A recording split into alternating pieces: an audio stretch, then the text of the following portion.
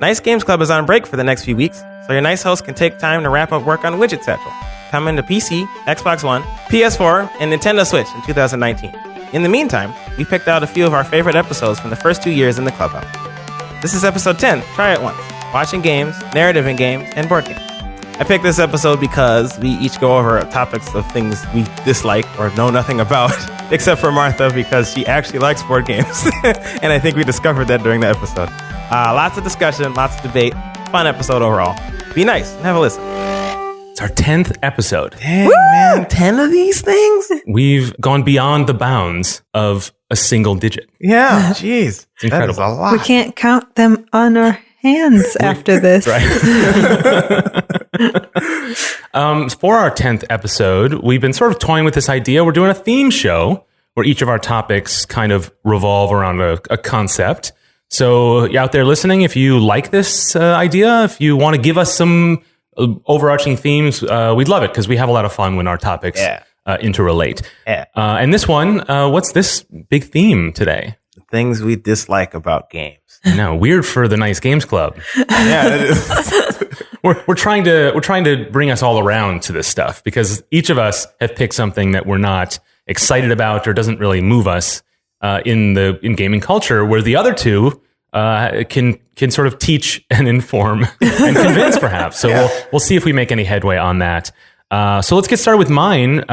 Mine is Let's Plays. It's sort of games as spectator sport. I just feel so old. I'm old enough to remember when people played games, like back in the day. I know. Or it's like they only went on YouTube to find out how to get the key. Like I don't know. I'm overstating my opinion here, but it is really fascinating, especially with younger people, like how exciting it is just to watch a game, and how I've heard from a lot of people who are not that much younger than me who say like, "Oh yeah, I was interested in that game, but I just watched it and got all I really needed out of it."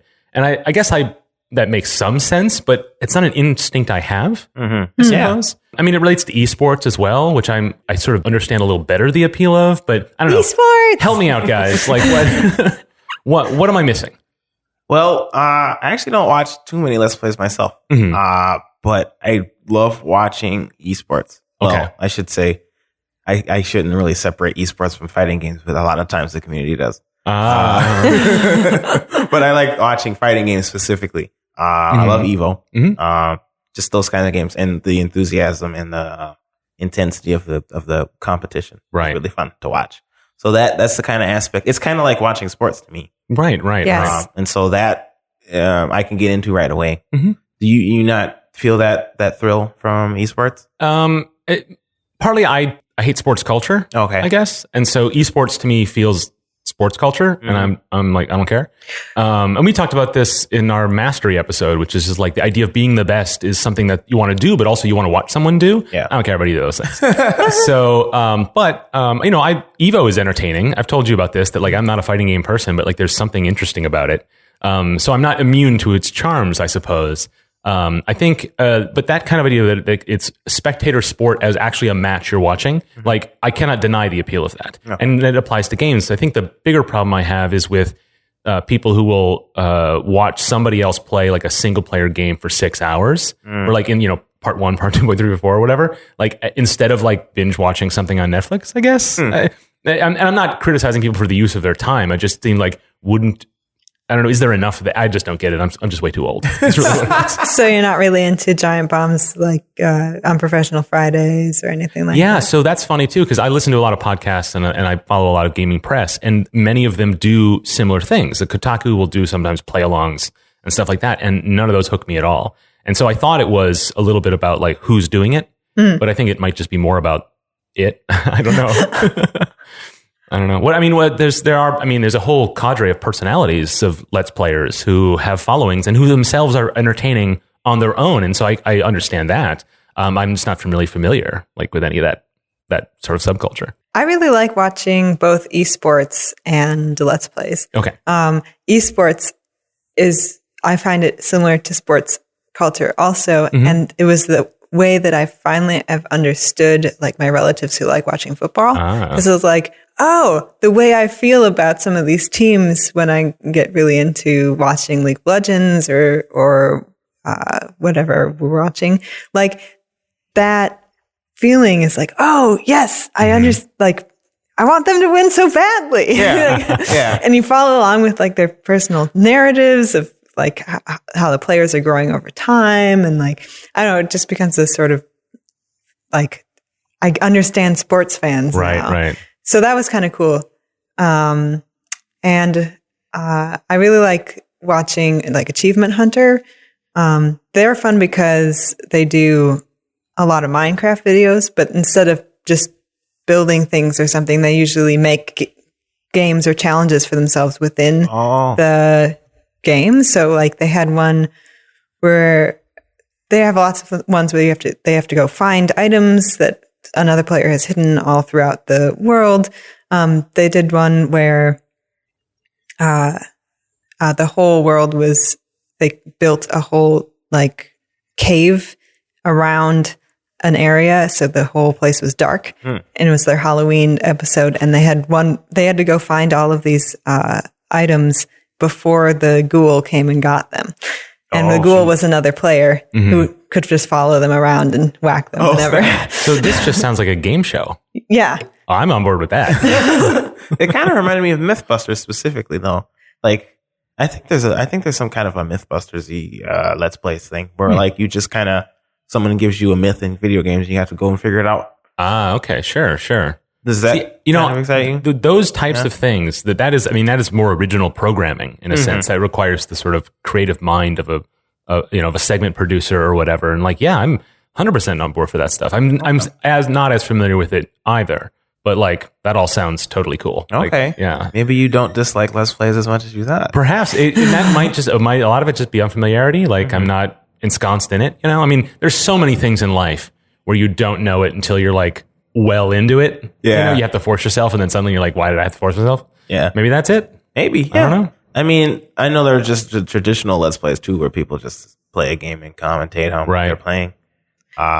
It might be that there's not for someone who is say new to this as an idea, there's not a place for me to go, like an authority that says like what types there are, what categorizes them, what's not just what's popular, but like what's well reviewed. You know what I mean? And part of it is because a lot of them are done by people who review video games, and so there's not a lot of culture of reviewing that as its own artistic material, perhaps.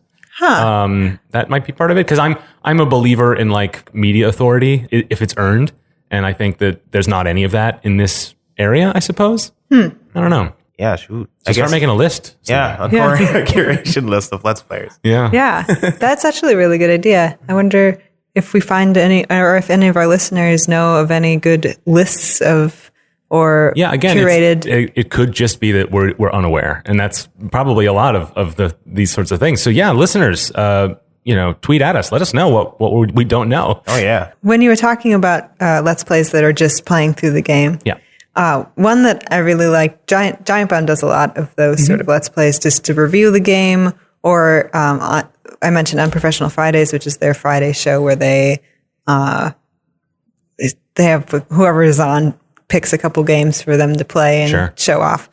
And one day they picked this game called, it's amazing. It's an amazing game. It's called Contradiction Spot the Liar. Okay. And it's a like shot real people, like video of real people, and then a narrative game within that. So like you click an option, and then your character that you're playing says, like there's a video clip of them saying what you're saying, and then what the person responds. Oh, okay.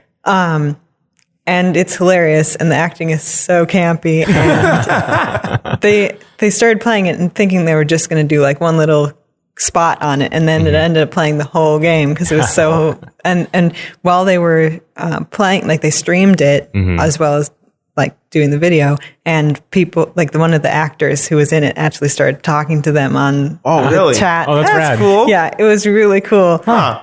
That's awesome. It's an interesting category of game where a lot of the playing it, and a lot of the enjoyment you get as a player is you just watching something that's just performative, it's narrative.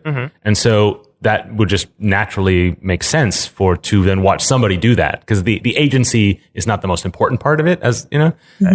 Like Her Story is another example where like it's sort of puzzly, but if I watch somebody play through her story, and I could at least hear them try to figure out what to search next in the video database. If you're familiar with that game, I could see that it being almost as good as playing it myself, I suppose. So it's a type of game that works for that, perhaps. I guess there's a kind of controversy about Let's Plays in that sort of game because people don't, like, I haven't bought it, that game, and I should go buy that game. Right. I can see that glint of mischief in your eye. Yeah. I've been meaning to just buy it one day, even though I know the ending, and so therefore it's, and so I think with that Dragon Cancer, there was this year a controversy about whether Let's Plays should happen for narrative games. Right, and where's that line drawn? This was this was the subject of a co-op talk many months ago. Yes, it was. It's all rushing back to me now.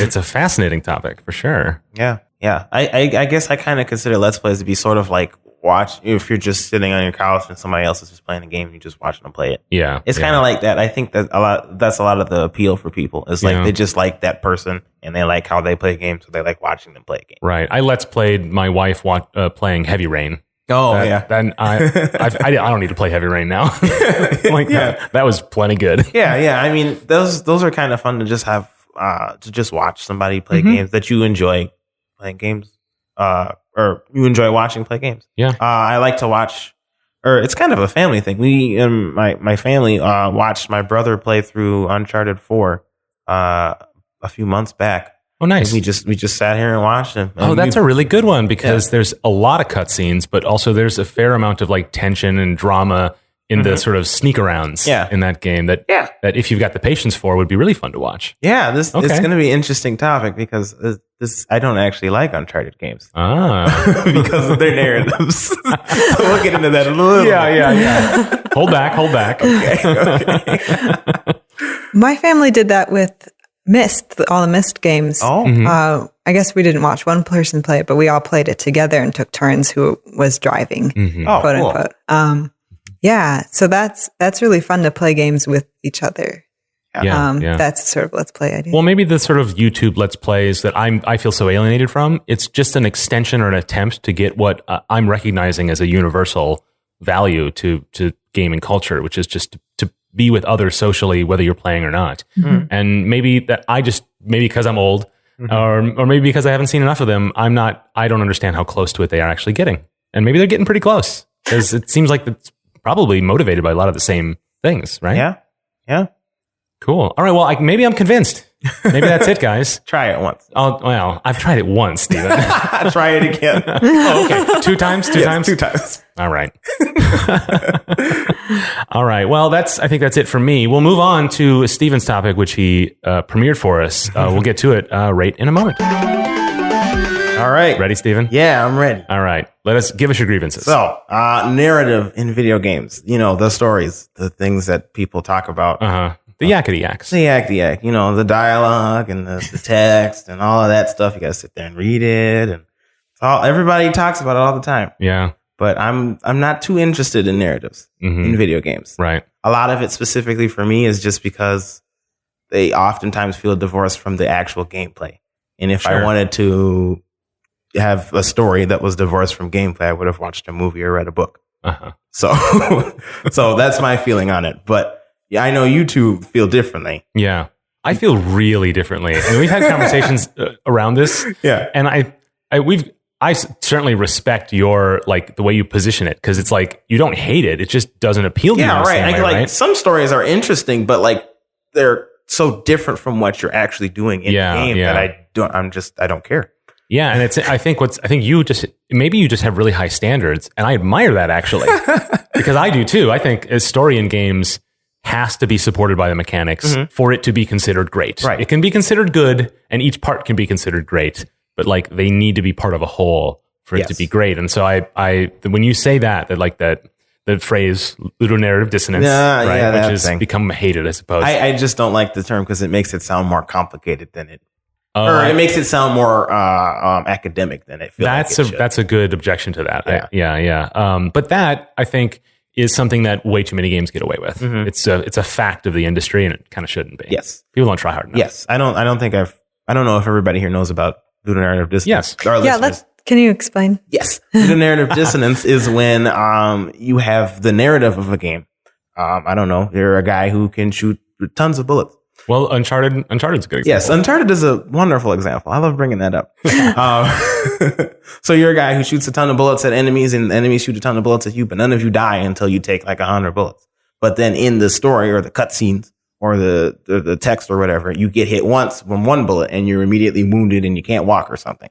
That's the story. The gameplay is divorced from the story. There's a disconnect between the two. That example is really telling, Stephen, because you're talking about the mechanics being disruptive. Yes. Because you're saying that I get shot a lot, but no big deal. But here I get shot once. And that's a mechanic of the game. Whereas I think of it, the example I use is you murder 800 guys in the adventure. And then in the cutscene, you grouse about like, oh, I just can't kill the mini boss. I have morals. Like, you know, which is, that's about the story. That's so fascinating that's the example you go to. It's, that's fantastic. Yeah. I mean, I guess, I focus more on the mechanics of the game. So that's, but that is also a big disconnect for sure. Right. Yeah. Yes. So I would like some examples from you two on what narrative you felt was amazing and convince me on it. If you can. It's a tough sell. I've got one, Martha, but it takes some wind up. Oh, ooh, okay. Okay. Okay. I've talked to you about it before, but I think Batman Arkham Knight. Oh, okay. Which I've played that. Is itself a pretty good game, but there's a moment in it where it achieves utter greatness. And I've probably told this to a lot of people, but it's my go-to for this working perfectly, especially in a AAA game. Whereas, and this is spoilers, I'm sorry, listeners, but it's been a while and it's worth the knowledge. So as Batman, you're infected with a disease. At the end of the second game, you get infected with some nonsense. Yeah, and then that causes you to hallucinate the Joker in the third game. So he kind of follows you as your devil on your shoulder for a lot of the game. You can't be certain of what you see. There's some, yada yada. That's a great mechanic. There's a part in the game where you're succumbing to it, but you're Batman. You're the only one who can save the city. So you have to make a choice. You have to say, well, listen, I will lock myself up and let Robin take care of this urgent need, which is, that's really the right thing to do, guys. I am Batman, but like, I can't trust myself. Yeah. It's just not gonna, I've got to so I walk into the cell that I've designed for myself, lock myself up, and Robin's like, you've done the right thing. And then you just sit there as the player. You just sit in this little thing and walk around for a little while. And you're like, wait, is there a cutscene? What's happening next? And then the Joker walks by out of the cell. This is a hallucination and explains to you that like, no, Batman, that's not right. And there's a bit of a story reveal there. I won't go all the way into it. But then he opens the cell for you, which makes no sense because he's not real. And then you walk out of the cell and you turn around and then there's Robin again. And Robin's like, come on, Bruce, you got to get in this cell. It's for your own good. And you're like, wait, what's the illusion here? Like, what am I dreaming now? Was I dreaming then? What's going on? And that's great storytelling. And you go back into the cell, right? And you can do this over and over and over again. The Joker will let you out. Robin tells you to go back in. Yeah. And then the only other thing you can do is punch Robin in the face and throw him in the cell. It's the only other mechanic thing you can do. So at some point, you'd either do it the second time if you're bored, or the millionth time if you're trying to see where all the story goes. You finally punch Robin and send him in, and then you just walk out and continue the game. And so what actually happened is that the Joker has convinced you, the player, to make the wrong moral choice. Yeah. And in a way that is very linear. There's no actual choice here. And it's not even a false choice because you never made a choice as a player. You went into the cell when the game told you should, and you punched Robin when the game told you should. But that is an example of mechanics, like achieving perfection with narrative in a way that involves the agency of the player in a way. And I think that like, that's what I want to strive for in my work. And that's when you say like you're not interested in narrative games, I feel like you're so interested in the strength of core mechanics. And I feel like that mechanic is worthless without that story beat, without that element. Yeah. Then you know what? That's the way when you describe it like that, that's actually pretty convincing. All right. I like that. Okay. We're 2 for 2 on this one so far. But I noticed that in particular, it removed most of your options. Right. Like Batman, it normally is able to, jump from 5-story buildings or whatever. Yes, it's a special sequence. Yes. Right. So they removed it. So you really only had 2 options. True. I don't know. Most AAA games, especially, they have you can do a whole bunch of things. You can jump, you can fly, you can hit things. I don't know. But that one just had the two options. Maybe that's necessary for some narratives, right? Is to just remove the amount of options you can have. Right. I know that in visual novels that the whole game is the story stuff. I do not like visual novels for that reason. Because there's just nothing other than choices. I guess that makes it kind of like pure game in a way. But yeah, that like those you only have 3 choices you can make. And so a lot of people talk about how important all those choices are. Yeah. Maybe that's a secret. Maybe that's something you could look into. Just limit a player's choice in order to tell the narrative better. So is your concern that like because those special sequences are very common in AAA games? Yeah, that's true. They're quick time events sometimes. Yep. But you object to that. You prefer games that are sort of that sort of come at you honestly and sort of stay that way all the way through. Yes. Okay. Yeah, So I could see that as an I would definitely suggestion. prefer like if they had Batman, he had all his options, but they convinced you to do a narrative choice like you were talking about. Yeah. But he can still do everything he wanted. I suppose. Yeah, I suppose the difference there is that in my instance, it's a authorial choice that this is how the story is going to go. It is linear. You don't have a choice as a player. Yeah. But you still have to press the button. Yes. And that I find strength. I find meaning and power in that perhaps you just don't. Yeah, I don't know. That's totally cool. Almost. I almost got him. Martha. I would like to propose Portal and Portal 2. Okay. Oh, that's a good one. Yeah, those are good. I guess those are mostly character-driven stories. But I feel like what you do in the game, kind of, your journey through the game is also the journey through the story, in that your choices the story is basically someone commenting on the choices you make. Yeah. Like Gladys reacting to you doing things. Yeah, that's true. Or the other robot, which I can't remember his name. But Wheatley. Wheatley. Oh yeah, Wheatley. That's yes. Charming, simple-minded Wheatley. Yes. And like sometimes you waiting, like every choice you make to follow what she's telling you to do, to not follow what she's telling you to do, to just stand there, will get reactions from the characters around you. And I feel like that ties the mechanics to the story. Yeah, I suppose. That kind of reminds me of, was it Bastion? I didn't play that much of that game because I got to a point and I was trying to get 3 stars or something and I just never did it. So I just gave up. But that game also had that commentary whenever you did anything, the narrator would talk about you, the player, as the kid. And sometimes it would be like criticism, what you're doing. Like you hit a box, you'd be like, why is he breaking boxes right now or something? Yeah. Which was pretty interesting. But like, and I would agree that's a interesting narrative choice, and it makes the mechanics related to the story. But the Stanley Parable is also like that. That one is all about the. Yeah, I was going to say that's basically a visual novel. Yeah, I mean, effectively it's a visual novel because all you can do is run or walk around. Yeah. But that's another one. But I guess the narrative isn't necessarily divorced from the mechanics in both Portal and the Stanley Parable, but like all of those actions are kind of flavor text. They're not really related to the story. I thought you were going to bring up the companion cube, which is part of it. Also that, which is kind of cool because it's kind of actually similar to what the thing you were talking about, Mark, with Batman, in that like you have to throw the companion cube in the furnace. Right. Spoilers, guys. This is like 10 years old, but you have to throw the companion cube in the furnace in order to move on. But the companion cube was so useful during that level that you don't really want to do it because, I mean, you have a mechanical reason to do it because the companion cube could be useful later on. Right. But you have to do it anyways because you can't get through the level without it. You know, that's an interesting example of one that is brought up a lot as like a strong. I thought that was pretty weak. Yeah. When I played that the first time, I'm like, okay, I'll throw this thing away. It told me I loved it, but I don't believe it's lied to me this whole time. That's a fair point. It's interesting. I think because it's cute, and I think its strength came from what the fan base brought to it, which is genuine. Yeah. But yeah, I thought that was a little. But you know, it's interesting. Like even in Portal, you are escaping a facility. Yeah. But mechanically, you're just going from room to room. Right. what if you imagine you were entering the facility to destroy Gladys?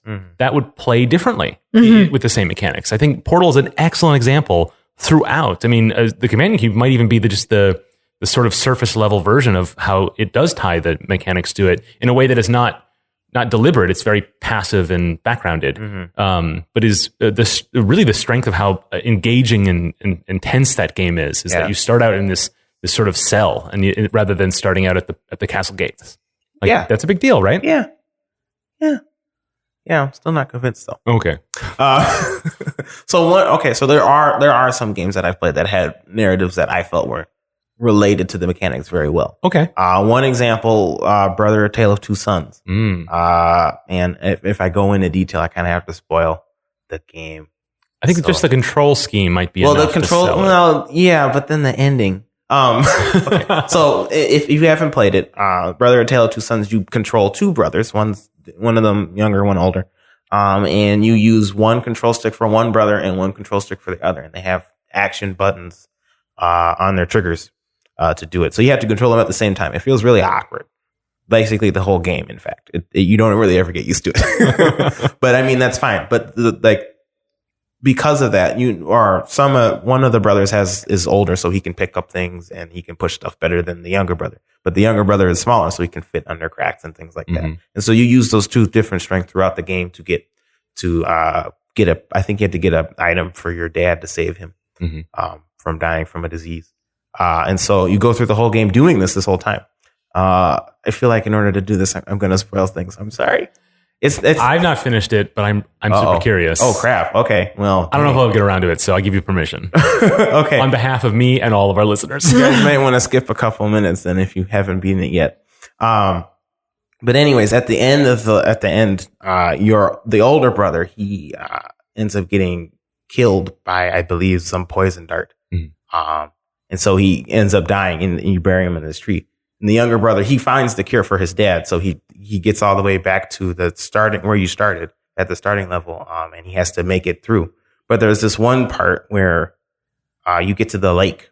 And the younger brother can't swim, but the older brother could. So when I was playing it, I was just sitting there going, I can't get through this. The older brother has died. What am I supposed to do?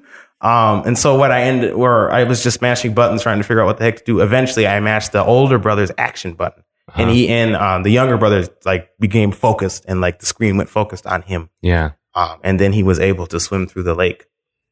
That's an excellent. Yeah. Wow. even when you said, my older brother died, what am I going to do? Yeah. That's what the character would say. Exactly. Wow. Exactly. So I was like, oh crap, what's going on? I the younger brother became determined, and I became determined because I felt like I had the power from the older brother.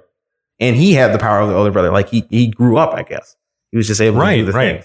So, and then you go through the beginning level doing the things you could do all the things that the older brother did as a younger brother, and you ended up making it and saving your dad and burying him. So that was a powerful moment for me. That's something that I rarely experience in games. That's what I want more of. Yeah. And wish I could get more of that kind of stuff. Well, you've convinced me. Yeah.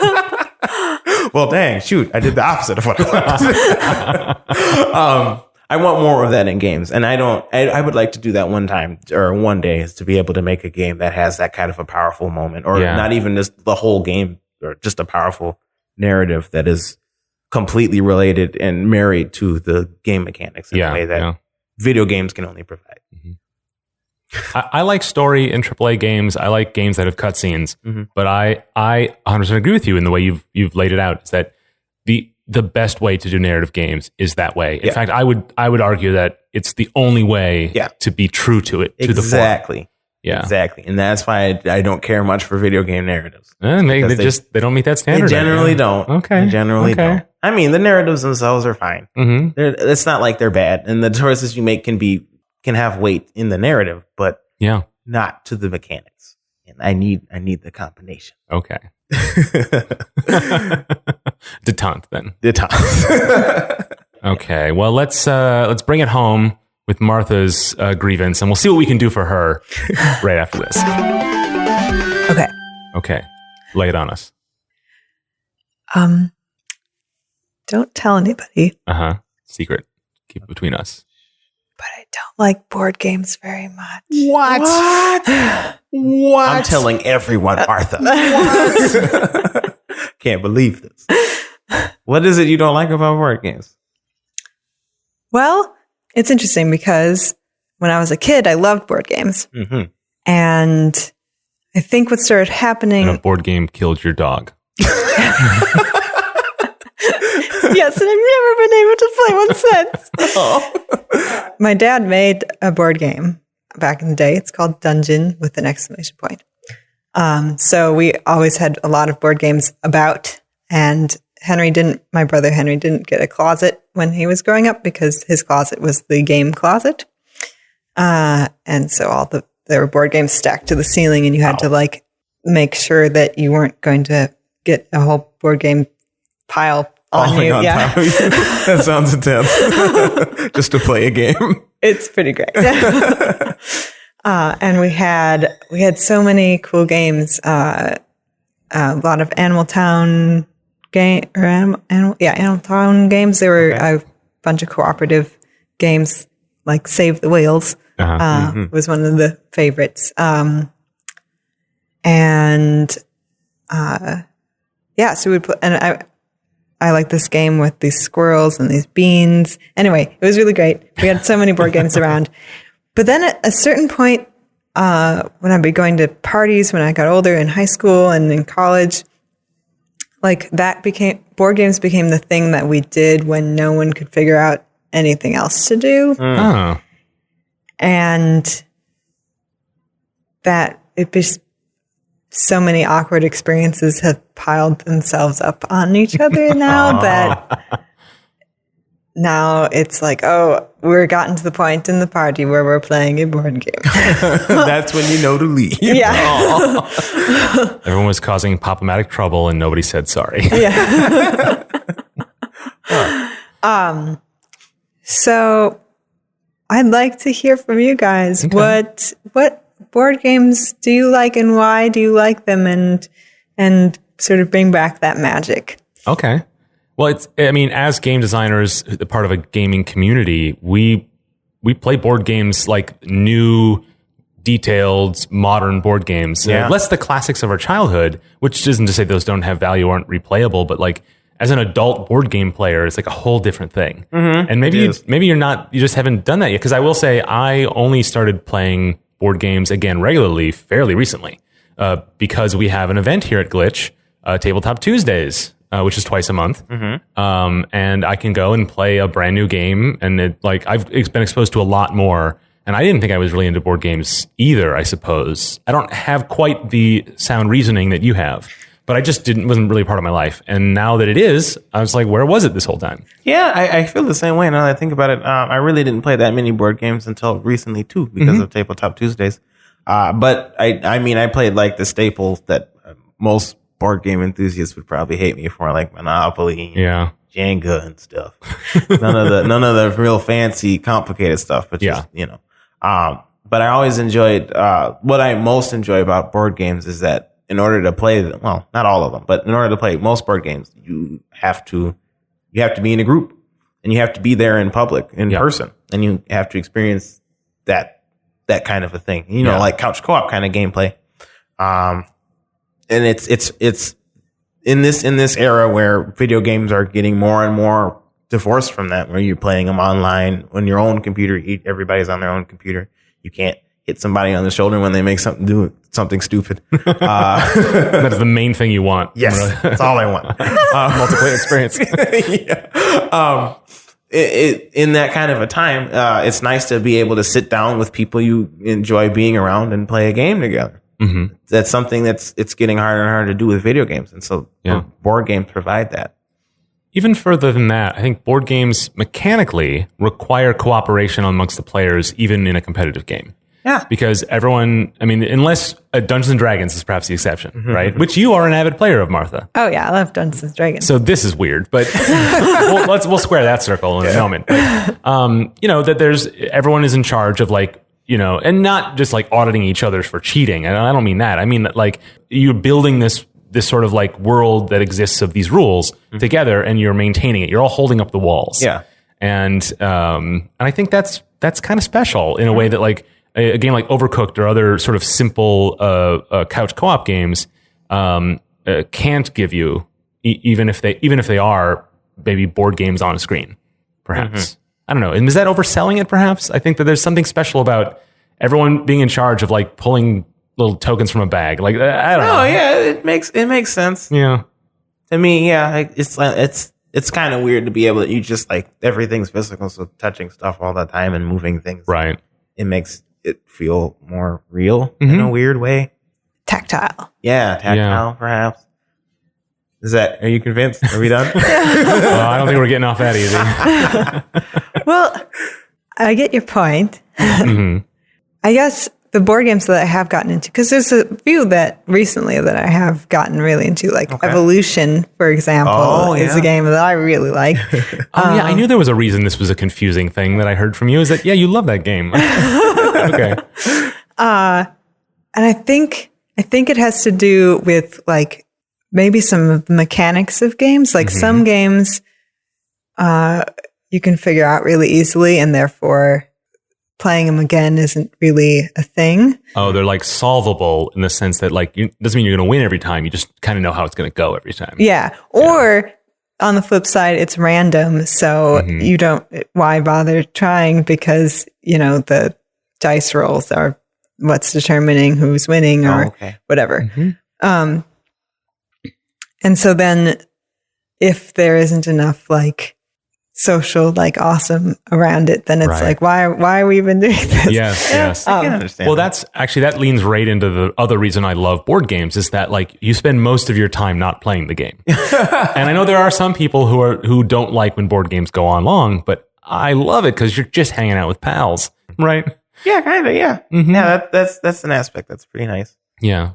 Well, I mean, we talked about back in the nicest of 2016 episode about Star Trek Ascendancy, which is a game like that where there's huge downtime between turn order. That game takes too long. It takes, okay. It does take, it takes objectively too long. Objectively, yes.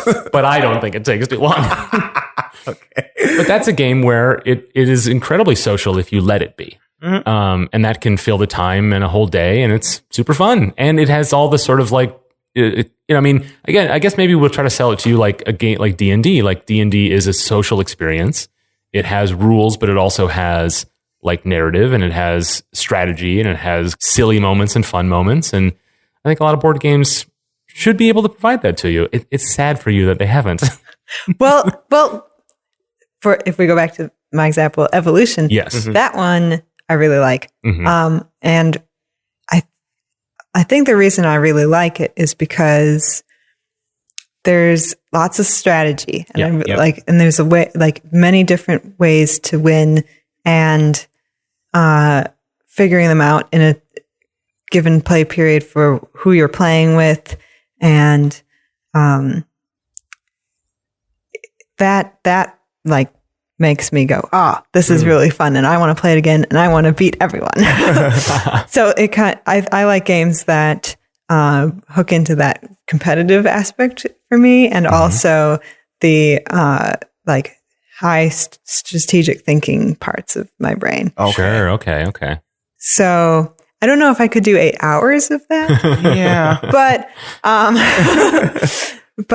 that's the sort of games that draw me in. Like Puerto Rico was another game that I really liked playing for a while. Game's kind of problematic with the theme and the piece colors choices, but it was really, really interesting to me playing it. I played it once with a group of friends at the cooperative house I used to live in, and of course everyone's kind of working together, and I was able to win consistently because I could convince other people to do things that would help them but also help me. And then I played with a bunch of people from my dad's work, and they were all extremely competitive and also wouldn't listen to me when I said things like this. So I'd be like, you should do this because it will help you, also help me, but it mostly will help you. And they're like, no. They were willing to screw me over just so, even though that, and then it ended up that they also didn't win or get more points. Like someone who someone else who wasn't engaging at all won. And so it's so interesting that like the strategy that I thought was going to win me every time did not work because of the group of people I was in. So that was an interesting study for me about, You should play Star Trek Ascendancy. It's got that kind of aspect. It does. It does. It does. It's very rigidly mechanical, but there's just enough wiggle room for influence and barter and sort of strategic psychology that I think you'd be into. There's literally a trade agreement mechanic in the game. ooh, Right. It adds a lot to it. Yeah. Interesting. So it's not necessarily the social aspect that you enjoy from it, but like the strategy that you enjoy. yeah. It seems like. Well, in that it sounds like, because the way you describe it, like it's probably a lot harder. I mean, not harder. It's less common for video games to do that. Multiplayer? Or Yeah, because they tend to be more tactical than strategic. That's right. Right. Yeah, because you can't really have a mechanic. Well, there's a little bit where like everybody has to slap the board really fast, but otherwise there's not really much of mechanical speed tests. Right. Which I hate in board games when you have to engage with them physically. Like, no. But in video games, it's that's the strength of video games. Is that kind of is twitch action, even in a game that's not fast. Yeah. So it makes sense there wouldn't be a lot of. Well, Civilization might be the exception. That's basically a board game. that's true. It's terribly complicated. You couldn't do it on a table. I do like playing multiplayer Civ, so Okay, yeah. It's when you talk about the different types of players and how that really changes the experience. I think that's probably. I would imagine there's tons of stories of people who are like, "Oh, I have my regular group, then I went to some other group, and like none of the games I like were fun anymore." yeah, I think that has a really big thing to do with the situation and who like the different motivation types of people that you have in playing the game. Yeah. There's probably a lot you don't imagine about viable strategies because they wouldn't work on the people you play with, and you just assume that it wouldn't work on anybody. Yeah. Because you assume everybody is a rational actor and knows all the strategies. That reason is one of the reasons I really love co-op board games.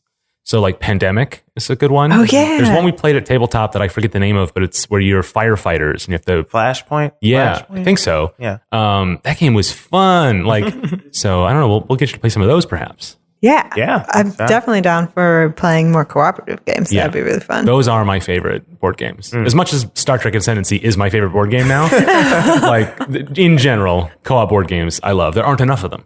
That's true. That's true. That's something that's missing. I'll bring in Save the Whales sometime. Hey, there we go. I think we've convinced her. You think so? We've made headway at least. Yeah. We'll get you to play some good ones. Okay. That's our show. If you haven't already, subscribe to Nice Games Club in your favorite podcast app, and be sure to give it a good review if you liked it or are nice like us. It's real important for new shows like ours to get noticed, so spread the word. Help us make this bigger and better. We also want to hear directly from you, so follow us on Twitter and all the other things at Nice Games Club. Let us know how we're doing, send us your topics, ask us your questions. Lastly, you can find more about the show and your nice hosts, as well as all the links and notes from this and other episodes at nicegames.club. So, until we start again, remember to Play nice and make nice.